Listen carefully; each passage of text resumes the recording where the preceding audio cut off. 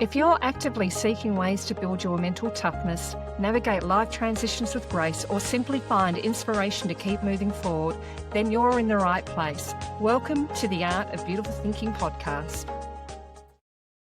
Hello, welcome to the Art of Beautiful Thinking. Today we are going to be discussing your relationship with your body. I am Cat and this is Yvette. Hi everyone, how are you going today? Hope you're all enjoying yourselves. Look, one of the things that we really want to cover is, as Kat mentioned, it is about the relationship you have with your body. And it's about how you talk to your body, about how you treat your body. And Yep. do you treat your body like it's your best friend? Or do you treat it like your worst enemy? Yeah. It's a Now, I know, really Kat, from hard previous conversations that we've had, you mentioned that, you used to do a little bit of yo-yo dieting and you'd really punish yourself when it came to exercise. Yeah. Tell us a little bit more about that story. I think that it's a God. really good one to share.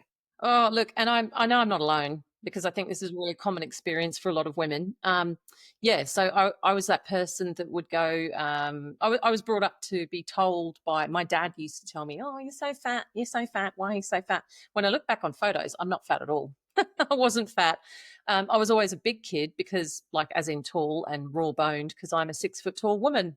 So, I've got size 10 feet, for God's sake. Otherwise, God knows what would happen if I didn't, because I'd probably fall over. But anyway, possibly. so yes, my whole life I've been up and down with my weight and I do struggle, and I've punished myself endlessly, eaten, gone on really full on diets that just contain nothing. You've just got to eat this food and then do great on that for a really short period of time. And then suddenly just go, oh my God, fuck this. And then stuff my face, then freak out, and then, smash myself in the gym and try to stay thin. And I've joined groups where, the women and I that were in the neighborhood would go to the gym every single day religiously. And if we didn't go, we'd all be ringing going, where were you? You've all got to get into this thing. And we'd just kill ourselves with exercise. And we thought we were so smug. We thought we were doing such a great job, and go for a coffee afterwards and have a cake because you reward yourself for hammering yourself, and around and around and around you go. And it's just a mug's game. It's extremely common, and it's a mug's game, and it gets you absolutely nowhere. I think what it did do was eroded at my self-confidence. It eroded at my relationship with my body. It stopped me from looking at my body as the vessel that carries my soul. Yeah. And regardless, like you say, you're going to age.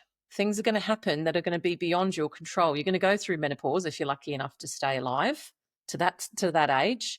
You're going to have diseases. You're going to have things go wrong. My body's nothing like what it used to be, 20 years ago. And the pressure is on us now, and it always has been, to look as if we are 20. And I remember I had a friend, Ben, and he said to me once, I said, we'd have wine and pizza nights around our other friend Liz's house on a Friday night. And once I said, oh, God, I've got to lose weight. And Ben looked at me, and we had both had a glass of wine in our hand, and we'd just eaten a pizza. And he goes, we're not fucking 20 anymore, which is fair, but you've got to have balance. You've got to have balance. Yeah. Yeah, you do. And it's funny that you should mention that about, as you age, you are going to age. You can't prevent aging. And it's interesting how you look at Hollywood, for instance, and, certain celebrities or influencers doing all they can to maintain their youthfulness. Yeah. And rather than just, yes, you can, if you want to go off and do plastic surgery and do all of those things and that gets your rocks off them, by all means, go do it. But do it in such a way that it looks classy. You mean you don't get that's besides the point. But start a Volvo, yeah. But it's also that element. You can't avoid aging; it catches up with you. And I know I really struggled going from, the gorgeous body that I had in my 20s to things slightly changing in my 30s, and then going through a massive health crisis, and then my body changing totally for a period of time. And it took me a long time to get my fitness level back up and things like that. And even when I did, my body never went back to what it looked like when I was in my 20s. No, it doesn't. And I used to kind of go, why, I knew why it wasn't happening, because logically I know I'm aging and things are changing, but you don't want to accept it, No, you don't. You don't. Absolutely torture your body and make it do all of these stupid things that it can't do anymore because you're trying to No. get yourself to look like you did Yeah. bloody 20, 30 years ago. And when you And don't get there, like I yeah, know, I've just been so angry and frustrated that I've just gone, oh, fuck it then. You know? and then don't do anything. Yeah. Yes. That's the solution. Uh. Oh gosh. We're So funny, aren't we? stupid. We are funny creatures. We really are.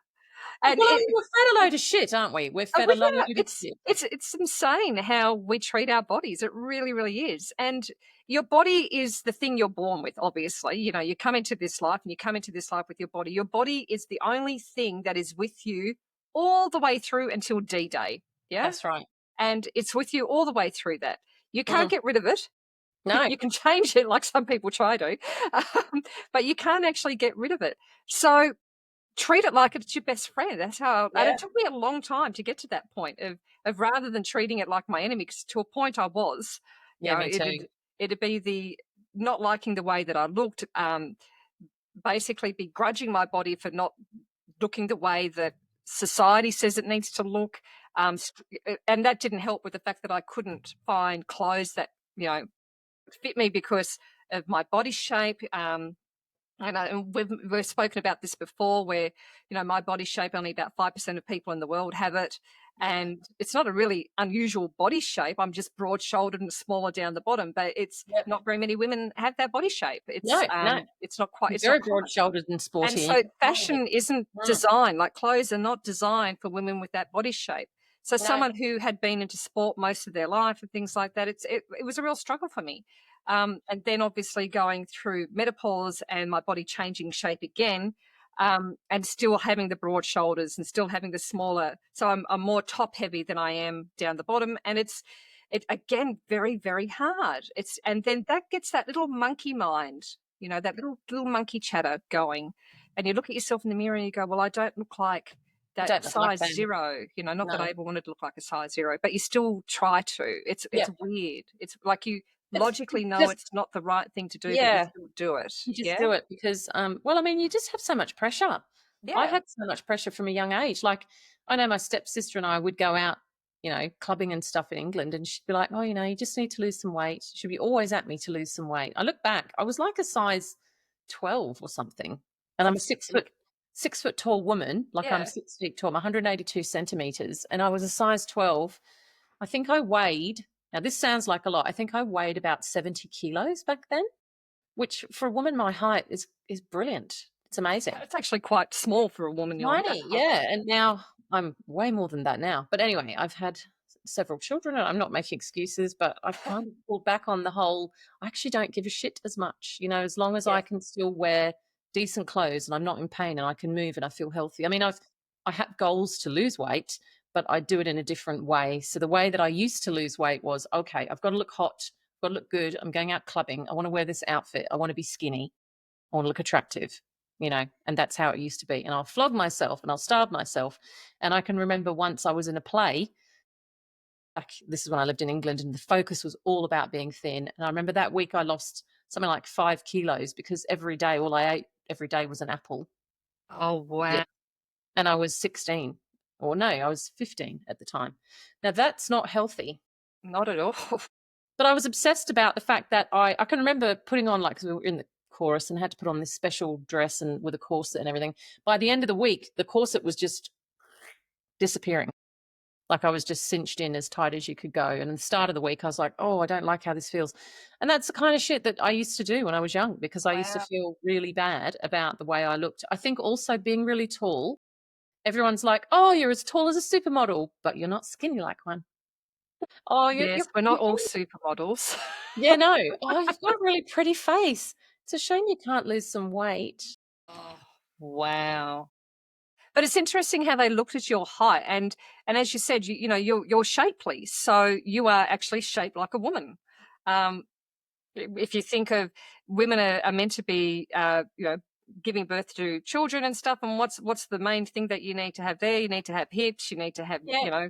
Yep. decent breasts and all that type of stuff, and you need to be able to carry. That's what our body is naturally designed to do. Yeah. And if you're super, super, super thin, and you're gonna struggle with that. Not that Mm. everybody wants to fall pregnant or what have you, but if you No. look at the way that nature is, that's what women have been designed for.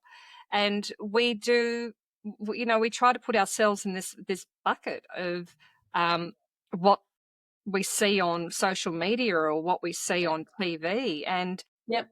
And you look at marketing, even all of the marketing, all the media, Oh, it's God. always directed at women's insecurity around their body shapes, Yep. around their looks. And men's like, you're allowed to be a bit of a dad bod, but actually you probably should get a six pack, a nice beard, and some tats and Yeah, some because gun. that shows that you're successful.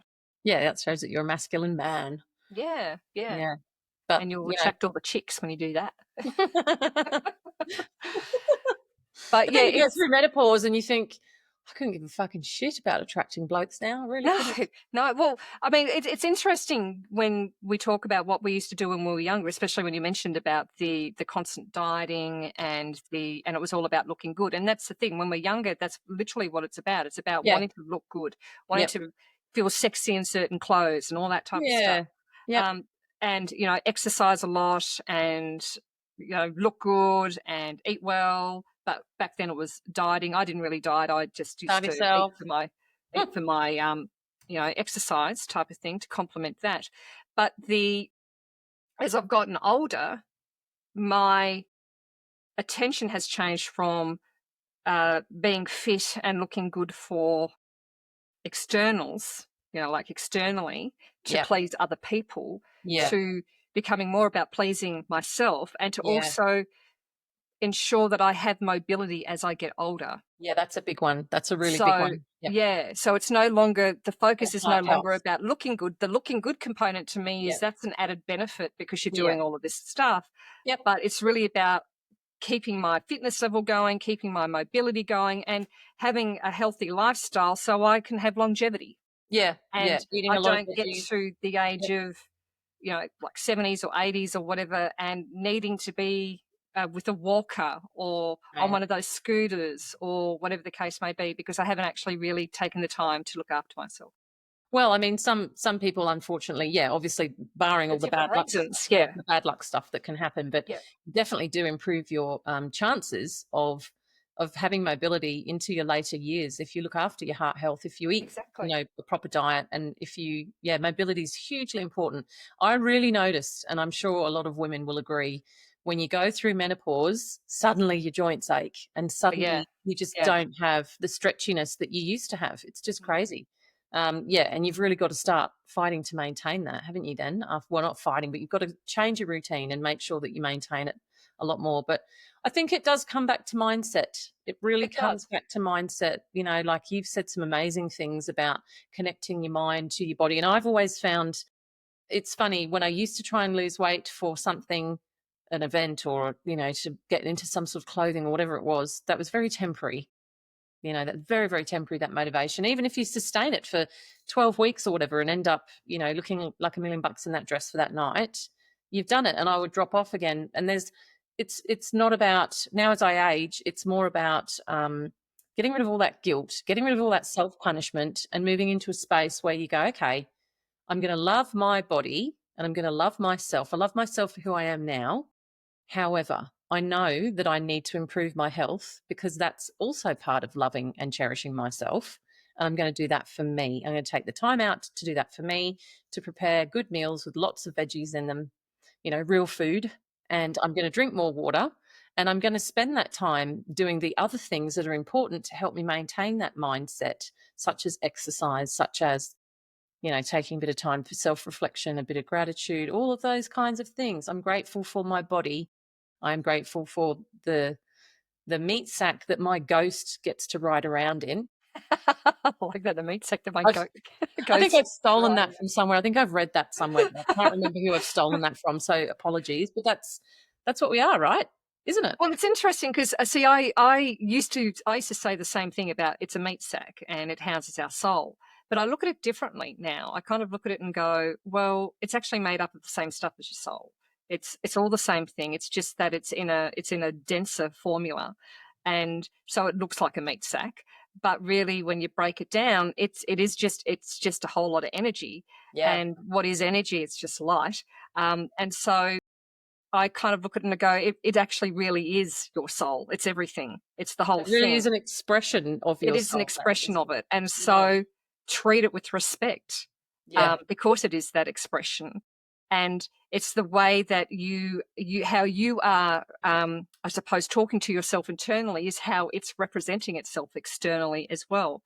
So when you hold a lot of anger, for instance, within inside of yourself, a lot of emotional trauma or depression, it affects the body. Yeah, It it also does. affects Yeah. the body. Now, Yeah. if our body was separate, then it Mm. wouldn't really affect the body, but it Yeah. does. It affects the body because we're one. Absolutely.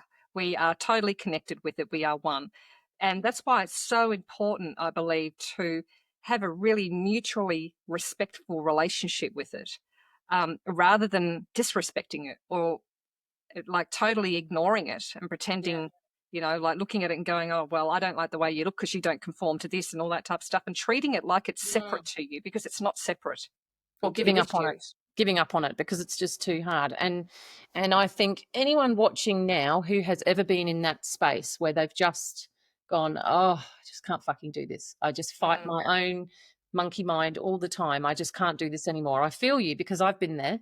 And I guess the purpose of us having this discussion today is to sort of say it's okay to acknowledge that that's where you're at, but this is the way to move back into cultivating that kindness mindset, loving on yourself, being kind to yourself, integrating your body as a whole, which is a slow process. It's not something that can happen overnight. And slowly start those baby steps in the right direction to think that way, because that will create lasting and completely sustainable changes in your habits towards yourself, in your thinking processes, and you'll feel better for it. And you'll probably live longer. Well, exactly. You will. And it's interesting, I think, when you do change the mindset and you do start appreciating your body, you'll actually find that the body aches start to slowly Yeah. disappear. That's true. You know, That's true. the feelings of like, you know, I don't feel comfortable and this kind of goes away because we use, you hear a lot of people say, oh, I don't feel comfortable in this skin. And then all of a Mhm. sudden you are comfortable in it and you're accepting of it. Yeah. And so it just seems to move better because of that. And Mm. yeah, I find it fascinating. And there's a lady that I follow online for mobility classes. Her name's Kaiser, and she has an amazing relationship with her body. And she started she's an athlete and all that type of stuff. And the part of the reason why I started following her because her and I have very similar body shapes, and I Okay. thought it'd be really good to learn from someone who's actually got a similar body shape to me, and she does a lot of exercise because it helps her with depression. It helps. She uses it as a tool for anxiety and depression. And that's the other thing, that when you do exercise and you do body Yeah. movement, because our bodies are designed to move, they're not designed to just sit in one space.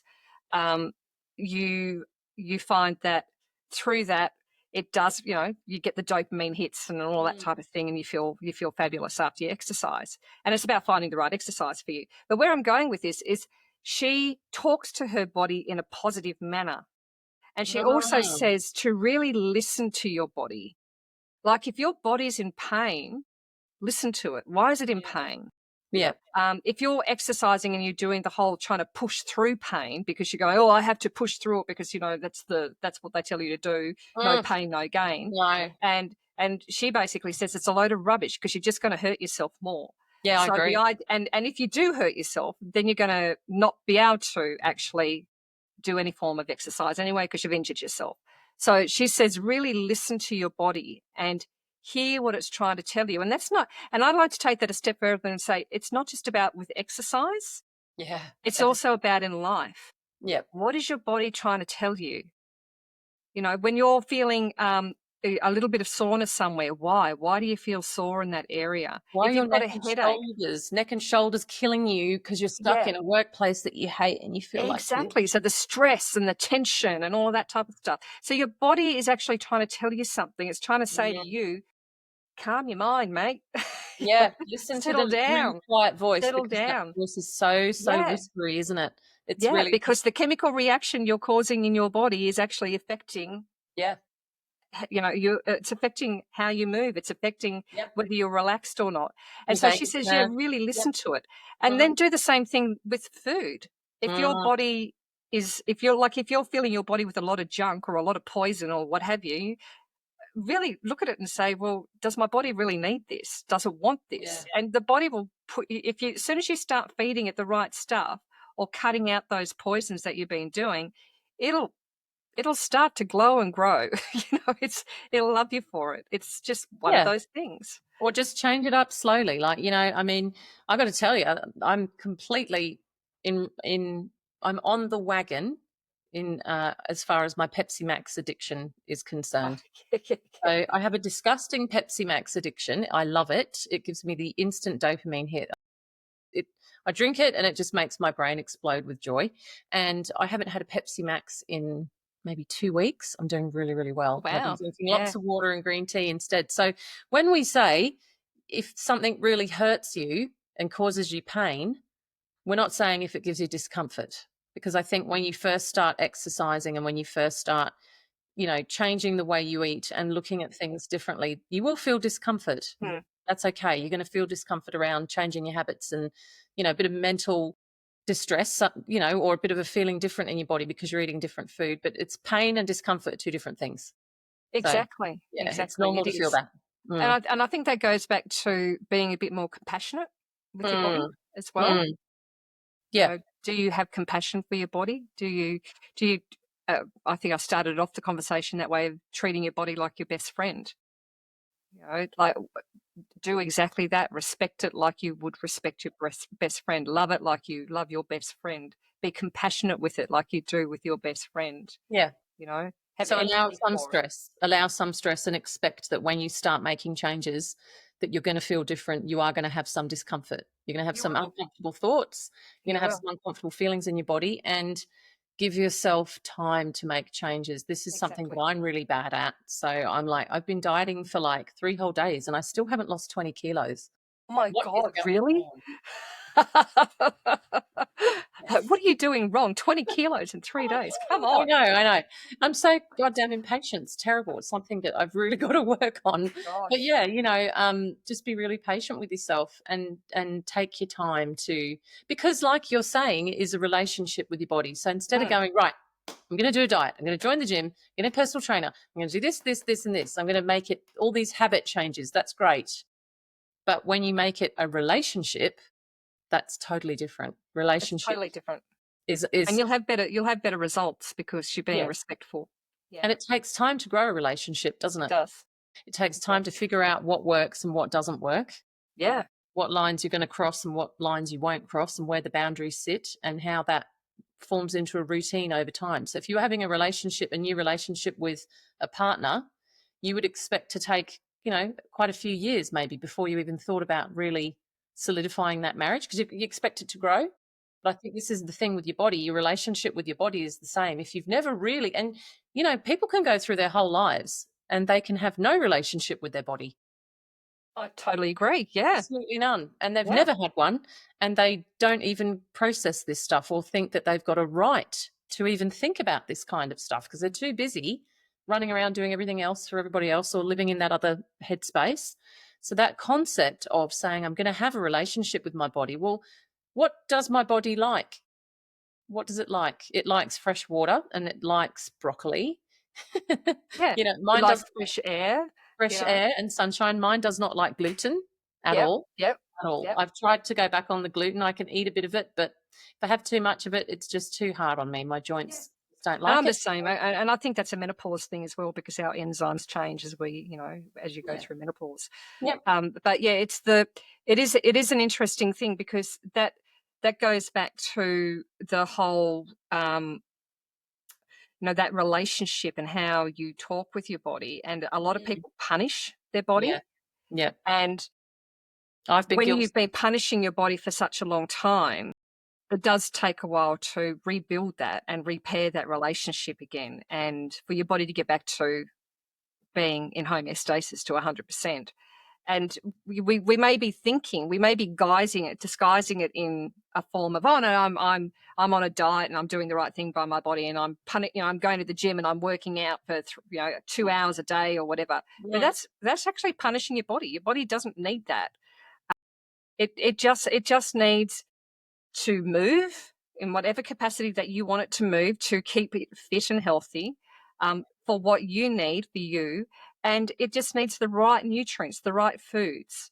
And that'll, again, differ for different people as well, because also our DNA dictates what works for us and what doesn't. There's like dairy for me doesn't work for me, but dairy works for other people.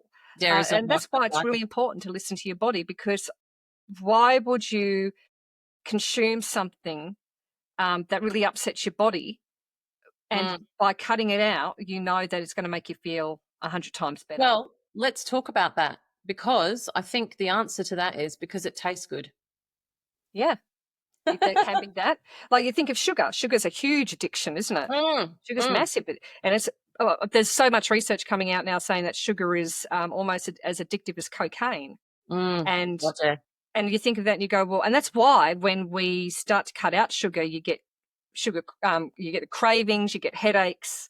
It's almost like your body's going through a bit of a detox. More addictive than cocaine, because, like alcohol, it's socially acceptable. So I think it's easier to fall into that trap of going, oh, well, it's just part of the diet, so everybody does it. Yeah. I can get shit-faced and whatever because that's what we do, because alcohol's legal. Exactly. I've seen that.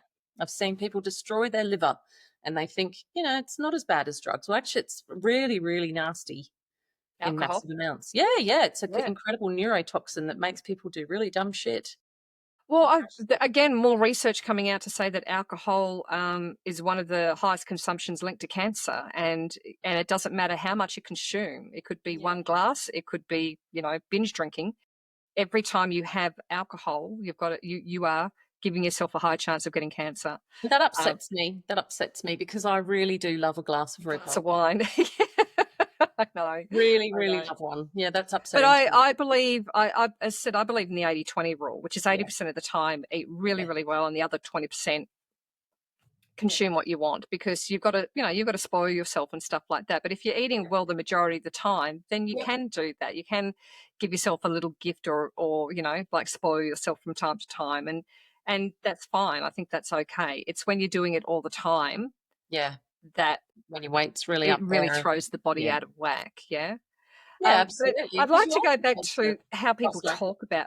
I'd like to go back to how people talk about their bodies. And I remember this is a big one.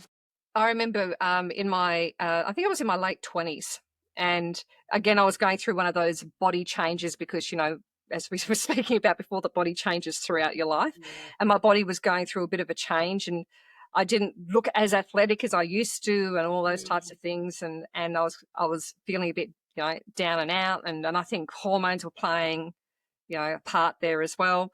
And I really didn't like the way that I looked, even though other people would have looked at me and thought that I still looked fine.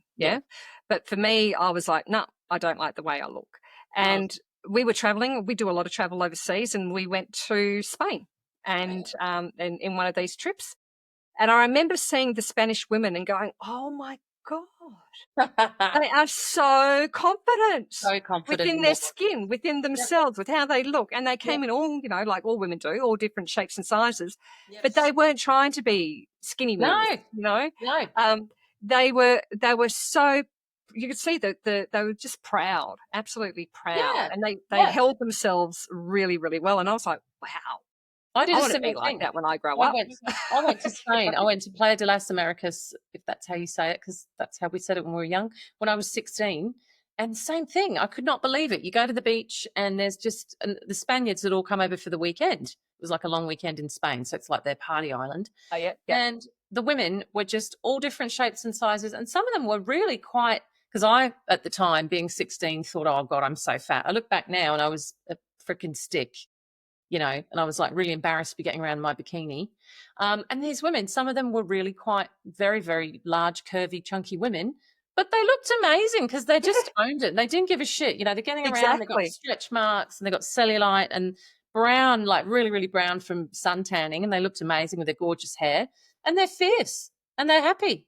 And they're And I was like, confident. Yeah, yes, cruising yeah, around and like exactly.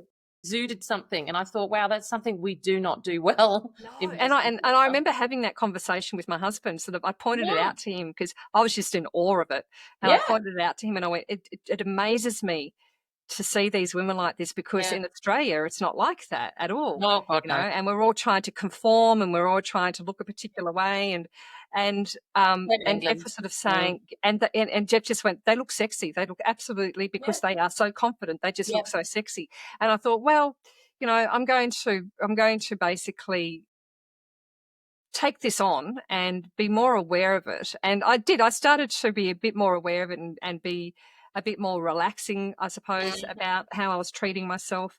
And then, you know, we get back and you get back into your everyday life and back into the routine, and those old pattern thoughts would start coming back again. Of course. So Yeah. it wasn't really until I You're getting started working on bombarded the with that. thoughts, Yep. you know, on how Yeah. I was actually talking to myself. And if I think about it, it all stemmed back to that one core belief of I'm not good enough. And whether that is the I'm not good enough the way that I look, I'm not good enough for, you know, I'm not smart enough, I'm not this enough, I'm not that enough. It's basically about I'm not enough, whatever it is. It does. It does. And it's fascinating how that just permeates throughout different areas of your life. And that's how it permeated for me in with how I Same. looked at my body. And wasn't until I had a health crisis Yeah. and I started to go, ooh, you know, Yep. step back, do a bit Same. more self-reflection here, become a bit Same. more aware with how I'm looking after my body. And then I really, Mm. really became very like I educated myself on nutrition. I ended up doing a degree in it, and I ended up learning as much as I possibly could about the foods that I was putting into my body, not from the point of view of going, I've got to starve myself, but I want to have a healthier lifestyle. Yeah. And Yeah. so I Do started to that. change that. And Mm. that was, I suppose, one of the first things in building a better relationship with my body. But the other thing that I did was Louise Hayes has an exercise of mirror work. And it was about the first thing she says is strip naked and look at yourself in the mirror. That's hard. That's really hard It's to so do. hard. It's so Yeah. hard. And to actually appreciate what you see. Don't have any judgment. Mm. Don't look at yourself and start Don't need judging to. and pointing out all the bad Mm. points. Look at yourself and really respect what you see back at you and respect the body and love the body and admire what it does for you. And oh my God, is that a hard thing? And so Very initially, hard. it was exceptionally difficult to do. Mm. And you know, I was one of these people that if I walked past a mirror that was in a shop or you know in an office or wherever, Yeah. it didn't really matter. Or if I saw you know a reflection in windows or whatever, I wouldn't look. I didn't like seeing myself because Yeah. I knew that I'd just pick at something. There'd be something that you wouldn't like. Yeah, Yeah. Yeah. exactly right. It's so self-critical, isn't it? It's so self-critical. Totally. And Yeah. it's so not healthy. No. It is so not I mean, healthy. I And it feel all comes exactly back like to that. how we talk Yeah. to ourselves, you know? Yes. And Yeah. Sure. Yeah. so I kind of say we need to change that conversation that we're having with We ourselves and do. the We conversation do. that we have with our body.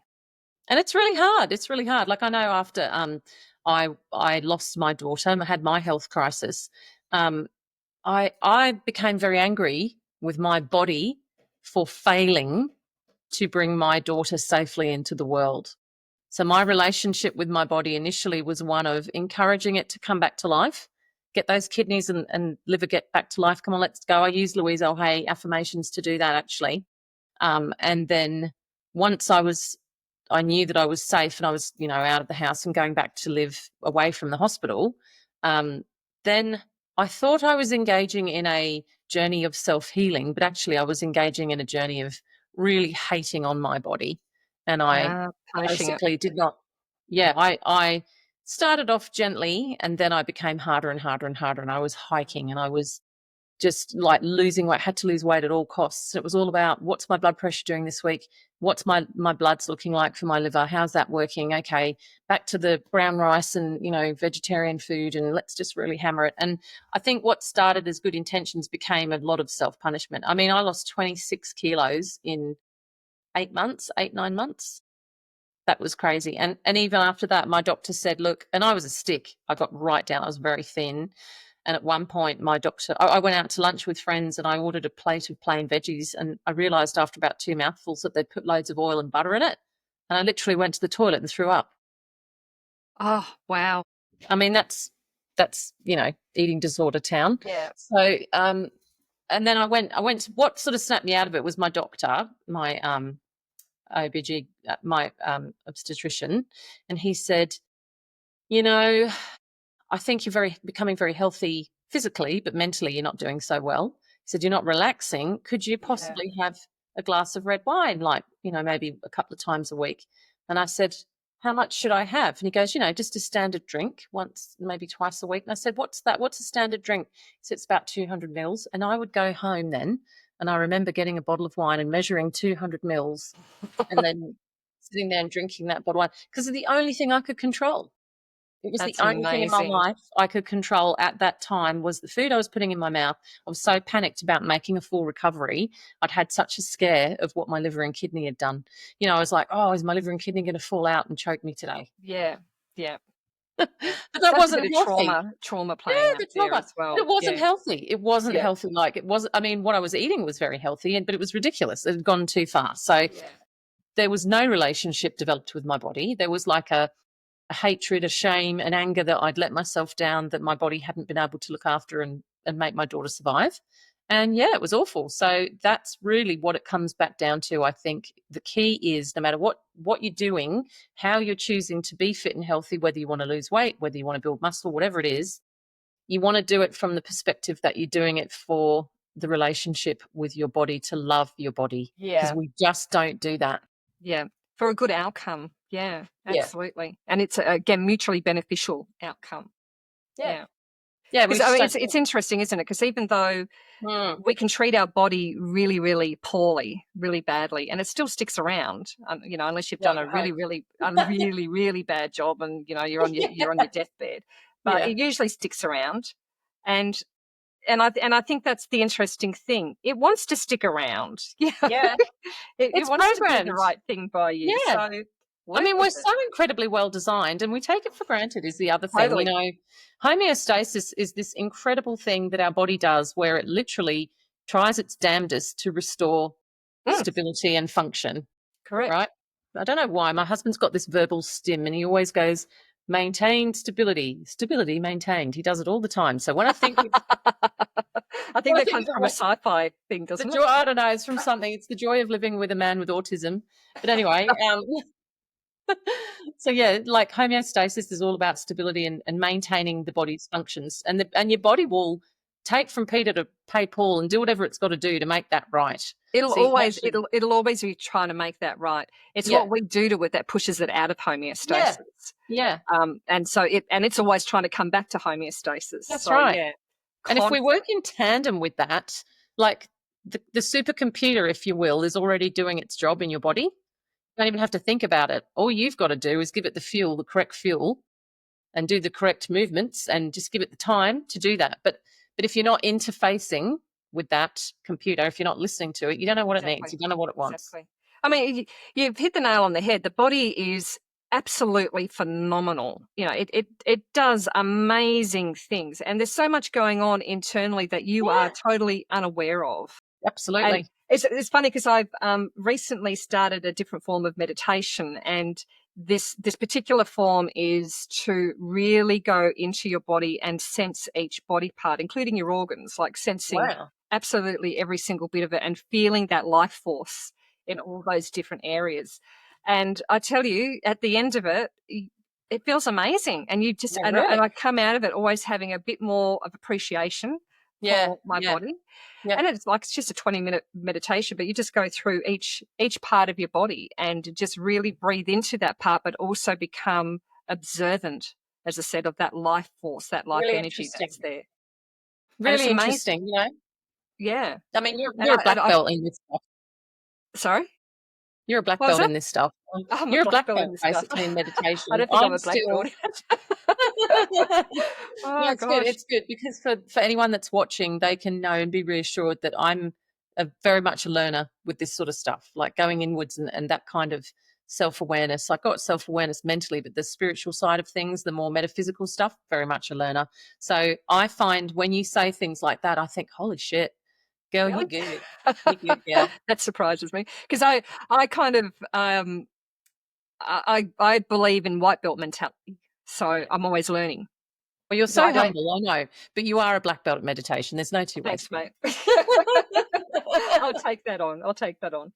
But it's fascinating because that just gives you, as I said, another appreciation of your body when you stop and just be present in Yep. it. Yeah, And then when you start being present with it and you're able to connect, you can then start listening to what it's telling you. Because trust me, it's telling you stuff. it is. But how do we do that though? Because the other thing I think, quite honestly, Eva, is that we all live, I mean, the majority of us live in a place where we're rushing all day long. You know, we get up in the morning, the alarm goes off, we've got to go grab a coffee, get some brekkie, get the kids out the door or whatever it is that you got to do, race off to your job because we've got bills to pay.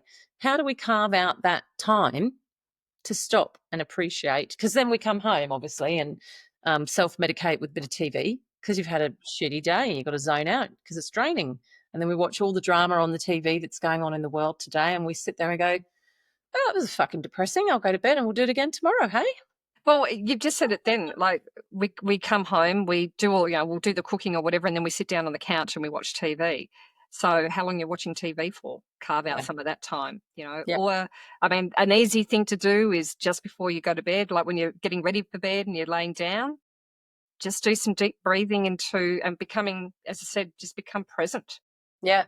and do a little bit of self-reflection on the day and a little bit of gratitude and just start with the gratitude for your body. How long do you reckon a day? It would take maybe 20 minutes. What do you reckon? What would you set I aside? would start off with 5 minutes a day, just being grateful for your body Mm, and just mm, connecting with breath into your body. Just like, and what I mean by that is becoming conscious of your breathing. That's all you're doing, mm, because mm. breathing is life force, Yep. and Yep. it's the thing that keeps you going. So just focus on your breath and just feel the breath going into your body and how it's feeding your body, how it's feeding your heart, how it's going out into your into Yeah. the rest of your body and feeding Mm, it and giving it that life energy that it needs. And that in itself will set you up also for a good night's sleep. that So, will. yeah. And So I that's think, amazing just because five that's minutes. free. It Yeah, doesn't it's free. cost It's you a totally cent. You free. don't have to set anything up. You don't have to buy any special equipment. You don't have to make any kind of investment. No, not at If all. you Not at if you're all. really on the bones of your ass and you can't do anything, that's perfect. That's Well, I mean, perfect. I like to look at it and kind of think that how you treat your body is how you treat your soul as well. And when you start to do that type of, being grateful for and recognizing what you are grateful for with your body and being present within your body, all of a sudden you're also respecting you, Yep. not just your body, because your body is you and you are your body. Mm. So all of a sudden you're respecting you. And then I suppose from that moment, you start to have those little serendipitous changes that come Yeah. from becoming Yeah. more united with yourself as a whole, doesn't Yeah. it? Yeah, because I mean, I don't know if other people have experienced this who have done meditation and a lot of internal work. I don't know if they've felt the same thing, but I have found that when I constantly have and I mean repeatedly create a habit of turning in and doing my meditation and being grateful and doing self reflection and things like that, that all of Mm, a sudden, over a period of time, I don't want to eat the crap anymore. mm, mhm. I want to start exercising more regularly. I want to start giving my body what it wants, because it seems like that when I'm doing that internal work, it's actually setting up that relationship with the physical as well. And all of a sudden, you want to start respecting yourself more. And that's really interesting because I know when I've worked in coaching roles and working in different places, especially with people who were mandatory that had to show up to sessions with me that weren't remotely interested in coming, but there were orders in place by a magistrate, so they had to come and talk to me. And I would always talk to them about the difference between intrinsic motivation, which is what you're talking about there, and extrinsic. So, people can chase you with a big stick to make you do the right thing. You can get a personal trainer that will go, right, got to keep a food diary this week and you can only eat this many calories and I want you to have more fiber and less fat and blah, blah, blah, blah. Yeah. And that's painful and that's external, extrinsic, a motivator. That's someone coming after with a big stick. That might work for a few months. Yep. If you don't learn to internalize and make the motivation or the reasoning or the feeling and the intent come from somewhere inside you as an intrinsic intent, that habit won't stick. Yeah, It doesn't exactly. stick. Exactly. And I'll put that into simpler terms. Motivation is external. Yeah. Motivational is external. So when you get motivated, it's from an external source. And as you said, it's only a temporary, it'll only stay for a temporary period of time. Yep. Inspiration comes from within. And when you are inspired to do something, it's usually lasting results. And inspiration's a positive thing because it makes you feel, like you say, it comes from within. It's no one's telling you what to do. It's coming from within you. It's that sort of that heart space where you just go, oh yeah, that's so great. I'm going to do that. And you feel really awesome when you do it. It's all positive. There's nothing negative. There's nothing tiring. There's nothing draining about inspiration. No. All good. It's all good. And that's why I love inspiration, because it is coming from within. And when you get inspired from within, the results that you actually get within your life are amazing. And when you are inspired to exercise, you'll stick with it. When you're inspired to eat well, you'll stick with it. Yeah. Because you do it because you love yourself and you love the feeling it gives you, and then you kind of stop giving a shit about the food noise and all the other stuff because it's not really important anymore. Exactly. And the other aspect too is when you're inspired to build that relationship with your body, you're not coming from a point from external. You're not looking for external validation. You're looking for internal validation. Yeah. And so, again, because it's an internal validation, you're always going to come from a place of compassion. Yeah, because I'm doing it for me and I love me. Yeah. That's really interesting because I've got some really great friends as well as myself that have struggled with their weight their whole life. And we've had conversations where we've gone, we know what to do, we know what to eat, we know how to exercise, we know it all. We've had personal trainers, we've done the whole lot. Why can't we beat it? And it's because we've always looked at it from a perspective of motivation. Never once has anyone explained it as inspiration. I thought you got inspiration from watching, other ladies on Facebook lose 40 kilos after 50. It can be inspiring at times, but usually that's motivational. Yeah, but it's short-lived. Again, really what that is just external motivation. That's all that is. But yeah, coming from inside, and I know exactly what you mean. As I'm taking this journey myself and doing it differently this time, which is great because there's only so many times you want to fail at something, isn't there? Exactly. Now, I think I could keep talking about this subject. I do. No, because you light up. You light up when we, I don't know. It's anything to do with building a really good relationship with yourself and being as authentic as you possibly can with you. And that includes the body as well. I absolutely believe that we are here to express and experience, and you might as well set yourself up for success in that space by having that great relationship with yourself, so you can express and experience as long as you want, until you get too old and you've got to go, but or something else happens. But as long as nothing else happens and you do so naturally, it's it is. It's a simple concept. It's a very simple concept. Yeah. But for a lot of us, and I know I can put my hand up for this, I struggled initially when I started doing that work. It was really hard. Not so hard these days. I still go backwards at times. Yeah, I still eat sugar every now and again, and I still do that. And then I come back and I go, oh, okay, I think I'm going too far down this path. Let's stop. Yeah. And I have to check in with myself. But it's very different. I don't give myself a hard time about it. I don't try and feel guilty if I've had something naughty. I don't go mm. and give my, I don't go, oh, you shouldn't have had that. And then the next day kind of go, I'm not allowed to eat at all for the next day. I must do 30 kilometers on the treadmill today. Oh my Yeah. God. I don't do anything because that is not a good relationship, you know?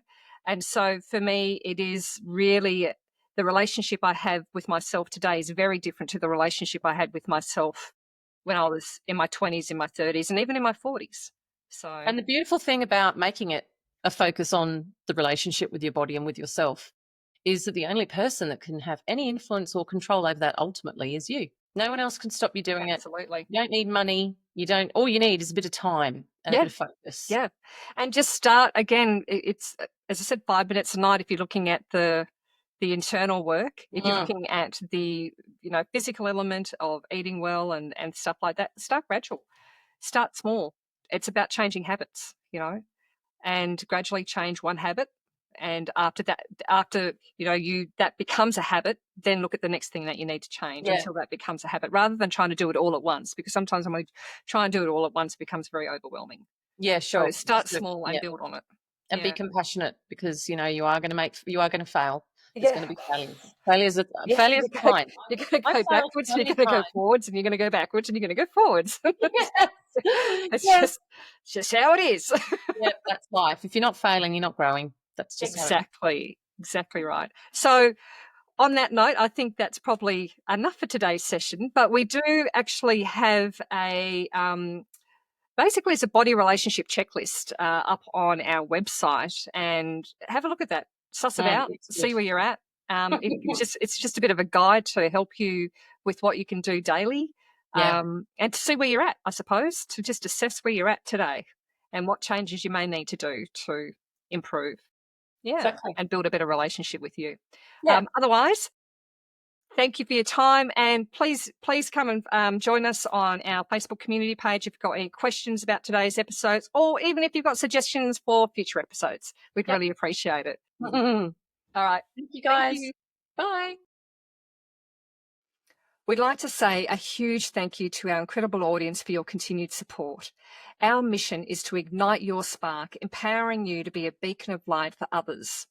We'd love to hear from you. So if you've got any questions that you would like answered in future episodes or just want to share some insights, connect with us on our Facebook community page. If you're looking for additional resources, go to our website. You'll find the link below. And remember, the absolute best way to help us grow is to share this episode with your friends and family and to subscribe to the Art of Beautiful Thinking podcast. So until next time, think beautifully and live brilliantly.